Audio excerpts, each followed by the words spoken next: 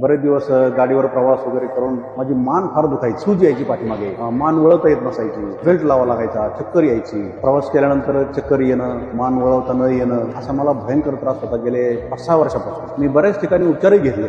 तुम्हाला काय सांगू, मी नाशिकला गेलो, मी नगरला गेलो, मी पुण्याला गेलो, पण मला सिन्नरमध्ये डॉक्टर बोरकरांकडे ट्रीटमेंट मी घेतली. ती मला अतिशय समाधानकारक, म्हणजे आता मी डॉक्टरांचे कसे उपकार मानू असं मला झालंय. नमस्कार सर. नमस्ते. कसं वाटतंय तुम्हाला? अहो, मला खूप छान वाटतंय. अच्छा, कुठून आले तुम्ही? मी संगमनेरहून आलोय. मी शिक्षक होतो आणि बरेच दिवस गाडीवर प्रवास वगैरे करून माझी मान फार दुखायची. प्रवास केल्यानंतर चक्कर येणं, मान वळवता न येणं, असा मला भयंकर त्रास होता गेले 5-6 वर्षापासून. आणि मी बऱ्याच ठिकाणी उपचारही घेतले.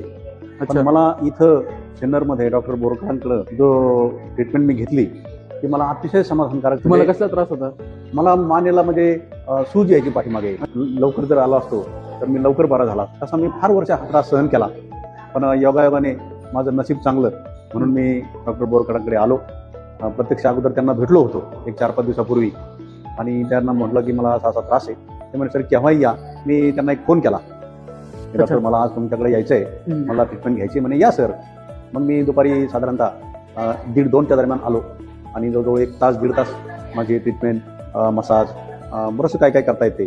काही इलेक्ट्रिक साधनं आहेत आणि त्याच्यामुळं माझी मान, खांदे वगैरे अतिशय मोकळे झाले. आणि खूप समाधान. म्हणजे आता ज्यांना ज्यांना असा त्रास असेल, आता माझ्या एका बहिणीला त्रास आहे, असा बऱ्याचशा लोकांना, माझ्या जवळच्या लोकांना त्रास आहे, तर मी त्यांना स्वतः इथं घेऊन येणार आणि आग्रह करणार की तुम्ही दुसरीकडे कुठेच जाऊ नका.